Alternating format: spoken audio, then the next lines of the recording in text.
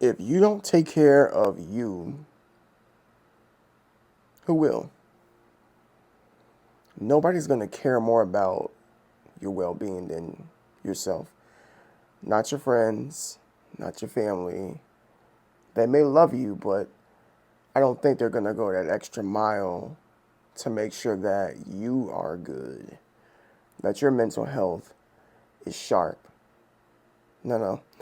That is our responsibility. That's our burden to carry. That's our job to do, to make sure that we're good up here. Because if your mind is shot, you're no good to anybody. And I know that might hurt, but it's the truth.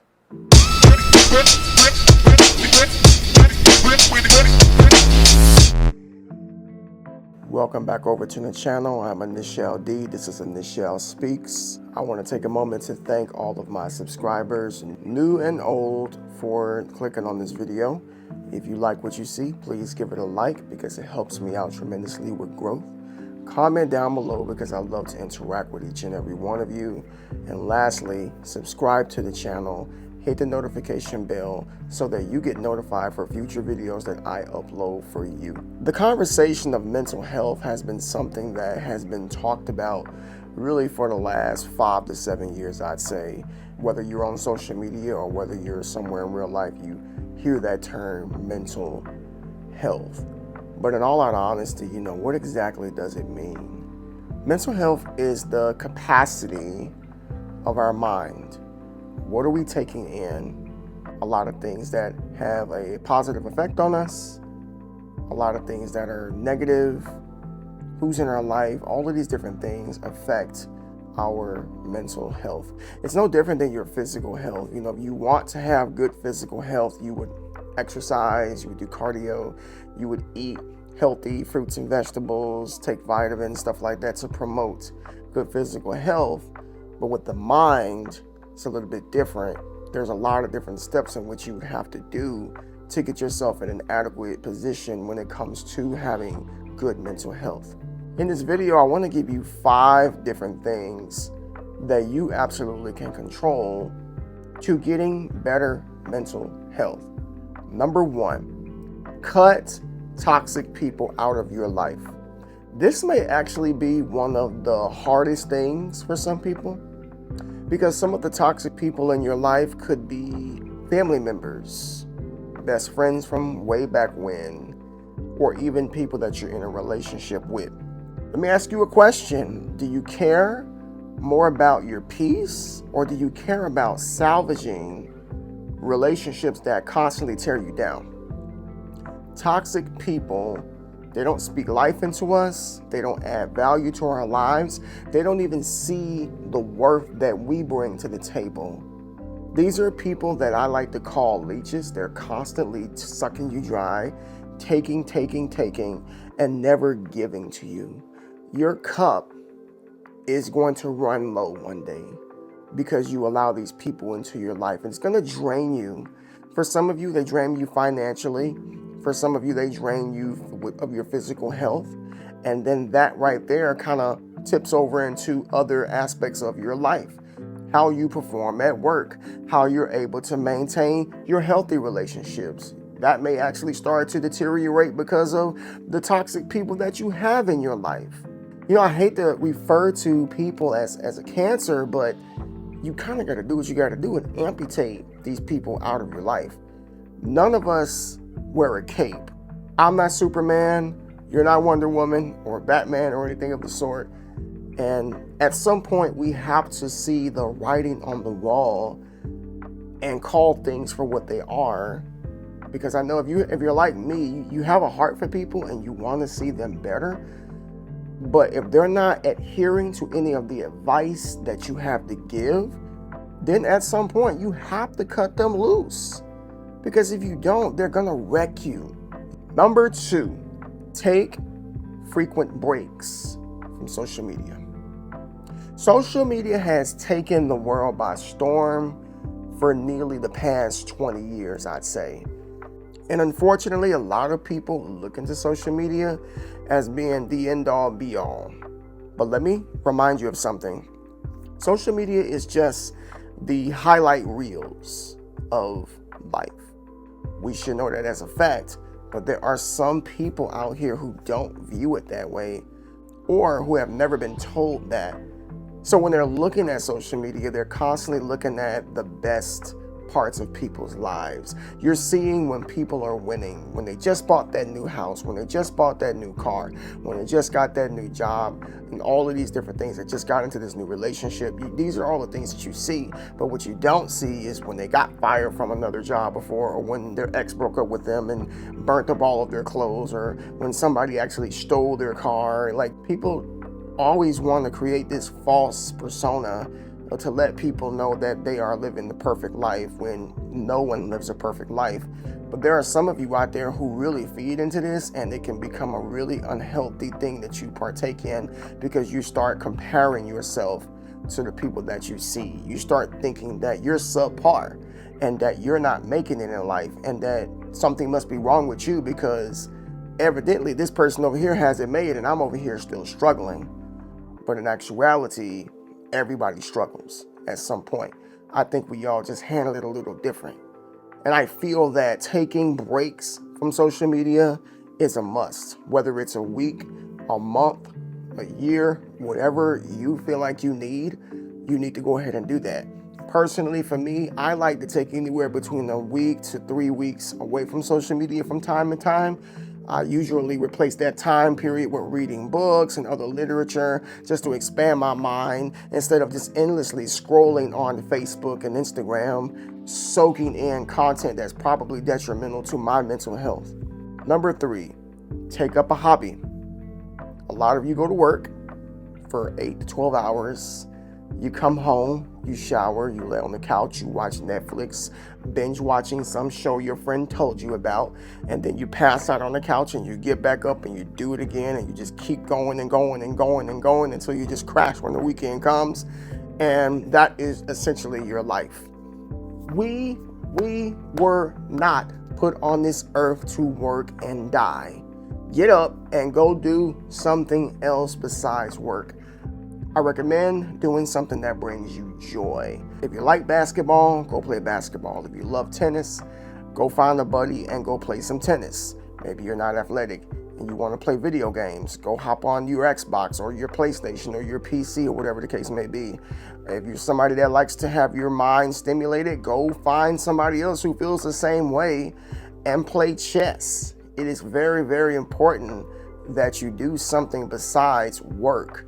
Hobbies keep us alive. They keep the excitement in our lives. They keep that little kid that's within us happy. And if that little kid within us is happy, well, we have something to look forward to. Because, if you're just going to work and that's it, you're not really getting much out of life. And your mindset will always be wrapped around your performance at work, which is not healthy at all. Number 4, make some friends. Now, I know some of you are like, Nichelle, bro, it's not that easy when you're an adult. And I agree with you. I have seen my kids go to the playground and they just make friends with somebody like that. But when you get up to age, it's not exactly easy to just walk up to somebody and say, hey, do you want to be friends? You're either going to get flicked off or cussed out, or they're just going to look at you weird and be like, huh? That's just how people are. Some people are just not very approachable. So how do you make friends? As much as I feel that the internet is a double-edged sword, it can be a way for you to be able to meet people that you have mutual interests with. Me, I have several friends that are spread out across the country, and we all met through live streaming over on Twitch. And it just got to the point we just became really close. We talked every day. We've met up. I've been to one of my friend's wedding. I got to witness another friend bring his child into the world for the first time. And we're just brothers at this point. And I will say that I do have one other friend who lives locally that I actually met through a small group at my church. I was teaching a fitness camp, and he was there, and he's into fitness, and then we kind of just hit it off from there. Strong friendships matter when it comes to forging good mental health. We were never meant to be alone. We were never meant to just be by ourselves and keep to ourselves and never talk or express ourselves to other people. Ideas tend to come to mind when you're talking to somebody else. They can give you thoughts in which you didn't have, and perhaps you could do the same thing with them. Being alone really can wreck your mind. I mean, we all remember Will Smith and I Am Legend. I mean, the man is talking to a dog and mannequins. So yeah, the need for human interaction is actually something that is very, very important. And to me, it is essential for good mental health. Now, the fifth and final thing that I'm going to recommend to you all to increase good mental health is prayer. I get it. A lot of you see the hat, Jesus. You probably have already drew the conclusion, of course, that I am a Christian. However, I don't push my beliefs on people, and I know that some of you that watch these videos probably may not be Christians, or you may believe in something else, and I respect whatever it is you choose to do.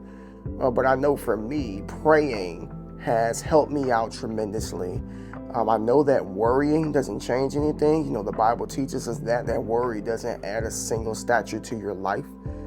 It doesn't do anything but cause you a headache and make you sick at the end of the day. But when we pray, at least when I pray, I feel I feel relief. I feel like a weight's lifted off my shoulder, and I just feel good at the end of the day knowing that I've talked to God about my problems. Now, what if you're somebody out there that doesn't necessarily believe in God? Well, maybe you can meditate. A lot of people say that they get great benefits from meditation. I think that the whole idea is to just sit in complete silence and stillness and not be afraid of what it is that comes to mind. Mindfulness, so to speak.